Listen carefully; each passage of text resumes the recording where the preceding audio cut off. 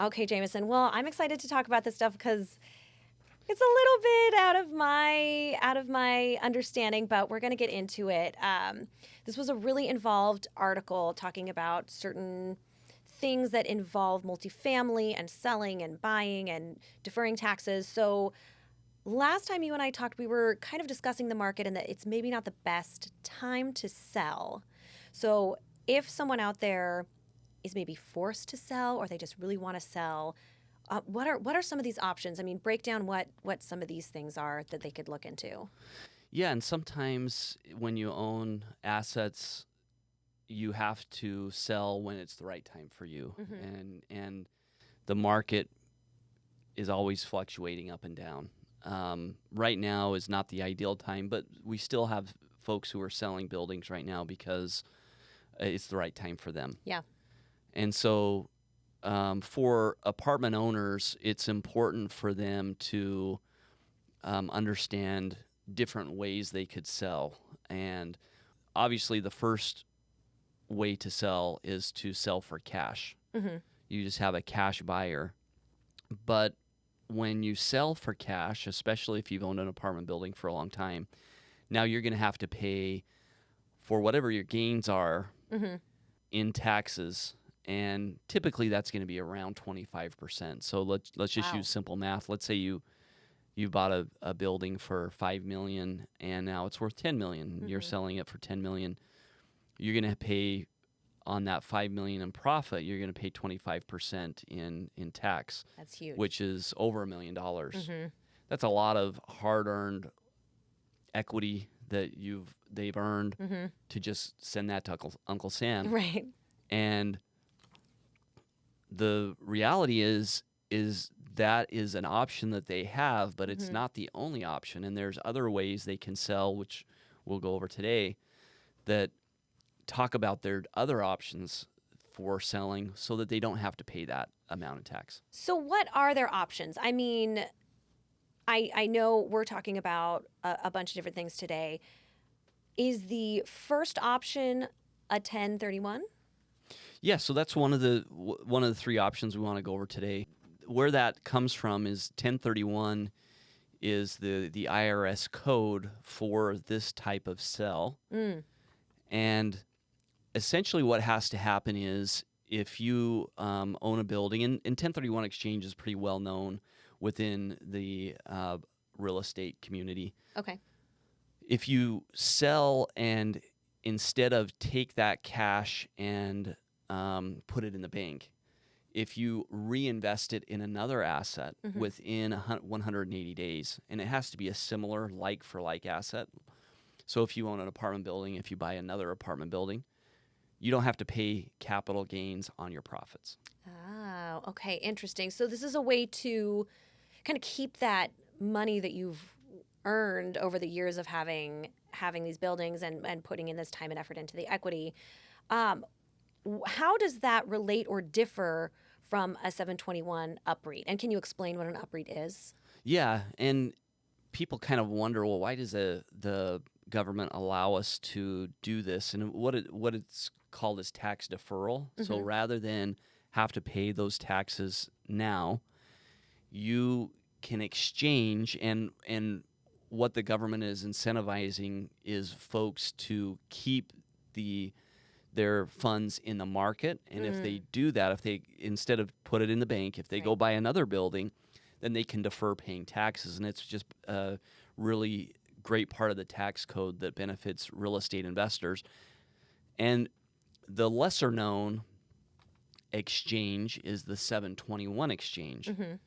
So this is where instead of going and buying another property, where you exchange your property into a REIT, real estate investment trust. So these are entities that are designated as REITs. And instead of getting a new building, you get shares in that REIT, ownership shares, just similar to a public company getting shares. Okay. The really interesting thing about this is it makes it very beneficial, especially if you're somebody who doesn't want to go buy another building. If you want to simplify your inheritance for your children, and let's say you have a few partners in the property, if you do this 721 exchange, now you're going to get shares of this REIT that can be easily transferable. You can split that up between, let's say you own a building with a partner, which is also very, very common. You can say, okay, I get half the shares, you get half the shares, and you can do with whatever you want. Yep. Because those shares are very transferable. And now you own those shares in the REIT, and typically a REIT, and our REIT, NV REIT, pays a regular dividend. Not only do you not have to worry about owning a building anymore, but now you're going to be getting dividends on the shares that you have within the REIT. So you're able to not pay taxes on the gains. Yeah. So defer your taxes.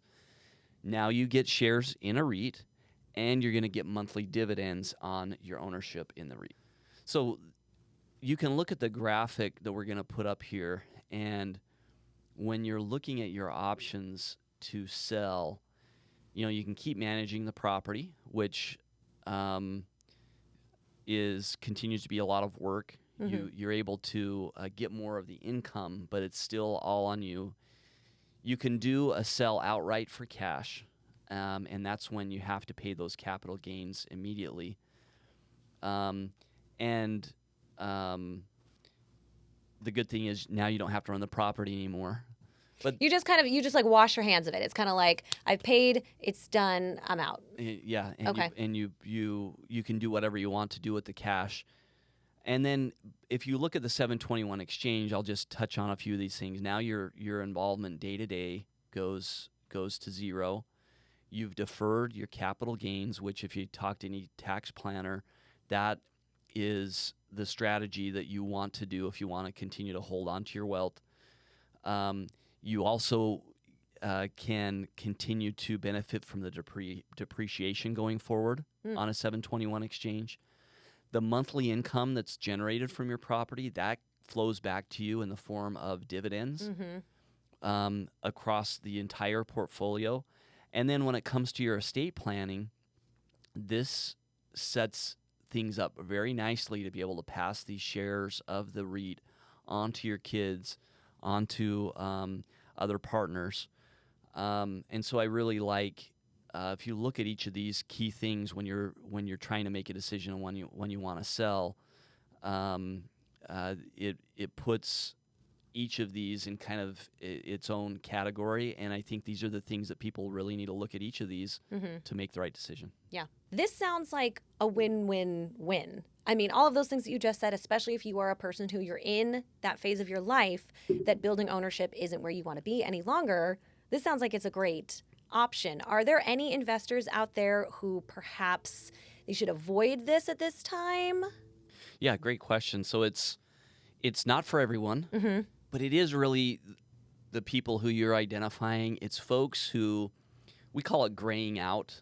They've spent a lot of time, blood, sweat, and tears on properties, and they're ready to spend a little bit more leisure time instead of dealing with maintenance requests and collecting rent from tenants. It's a lot of work. Yeah.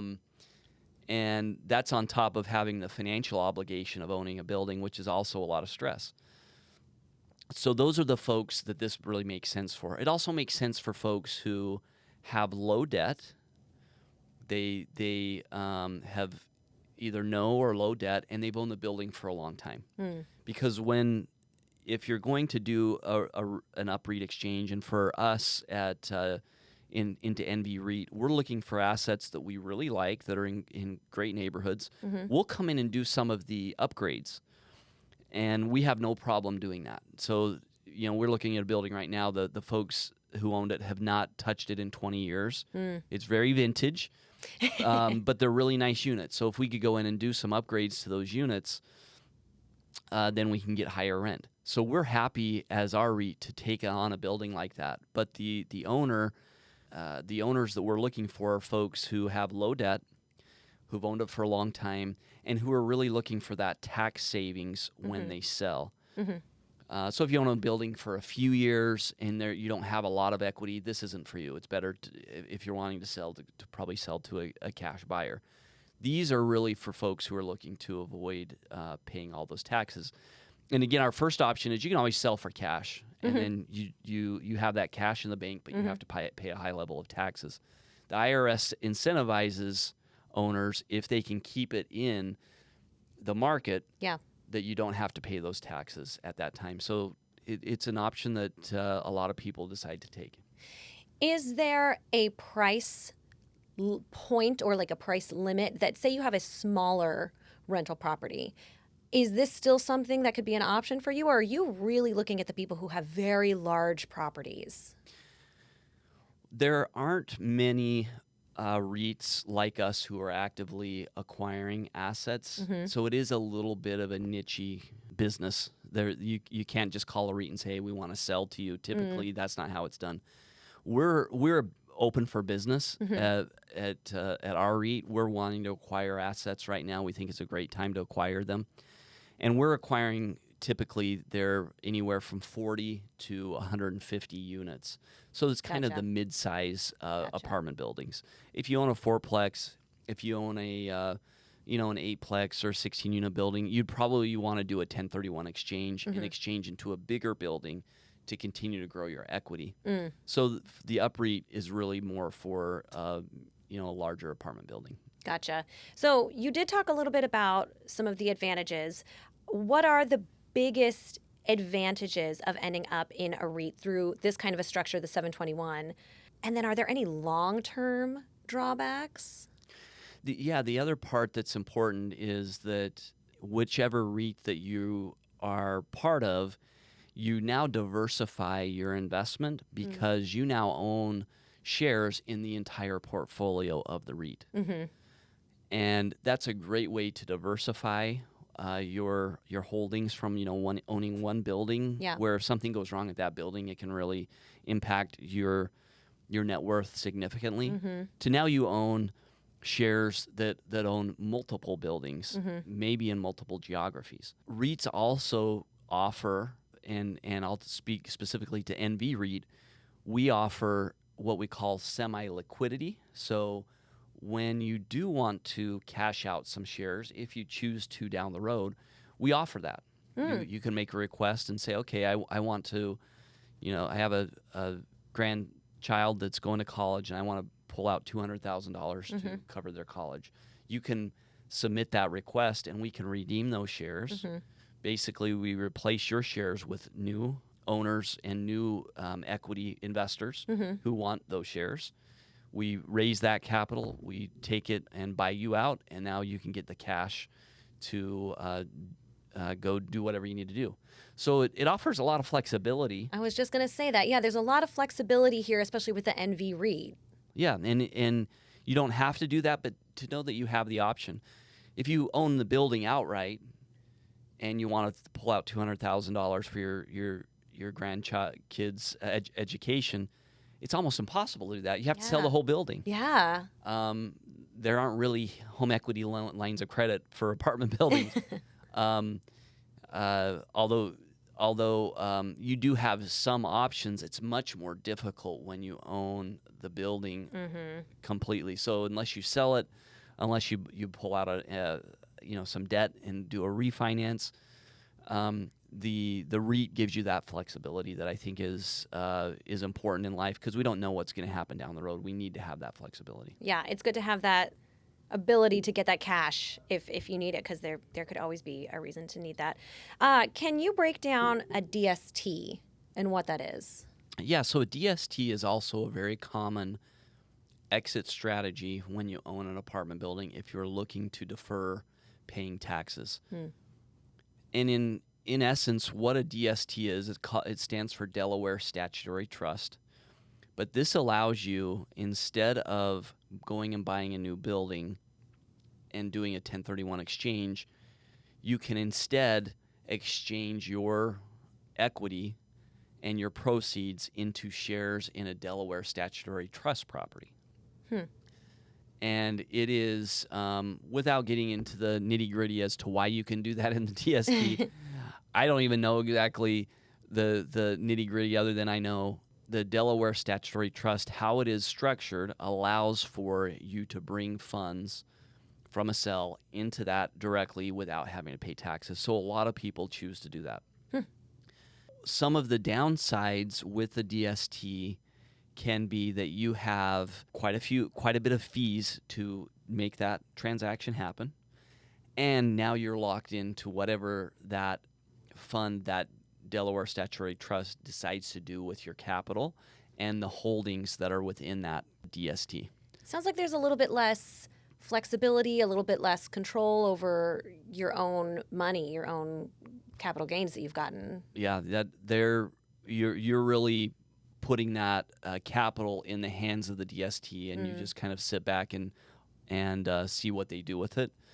It is similar to an UPREIT, because when you own shares in the REIT, you don't control what the REIT buys going forward, but you do have more visibility, and you tend to have more visibility in the UPREIT because you see the assets that are being held. Yeah.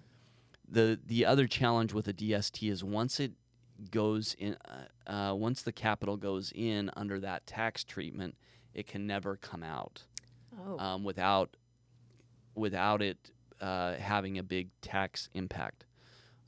So it is an option that can be right for some folks. Yeah.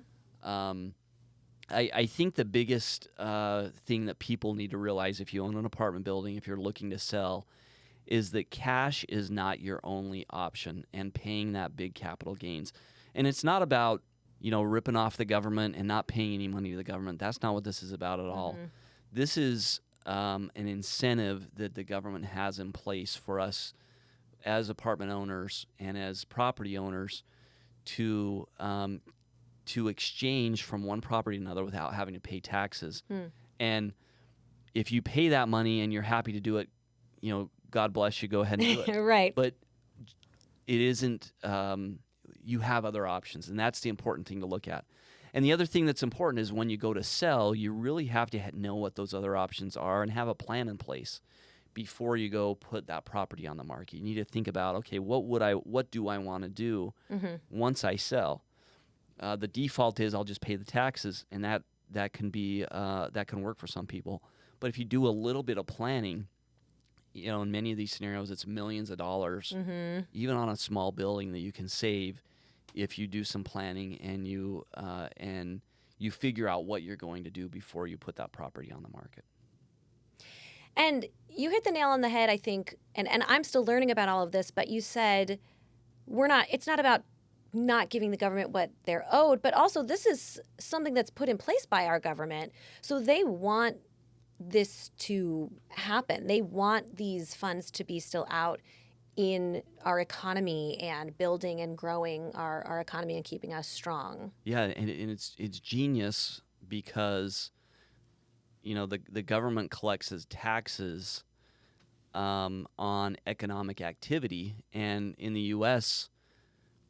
we've been smart in many ways from a government standpoint, not in all ways, but in many ways, because we incentivize continued economic activity. And this is another way that we do that. We want to keep people investing. We want to keep those funds. In other economies, some of the Asian economies, they don't invest as much and they save it and they just put it in the bank and they don't do anything with it. And the government's there trying to figure out ways to get the population more active in investing, more involved, get that money off the sidelines and invest it. So this is why you have that big incentive, is because it's good for the economy. It's good for the government to keep that economic activity going. Yeah.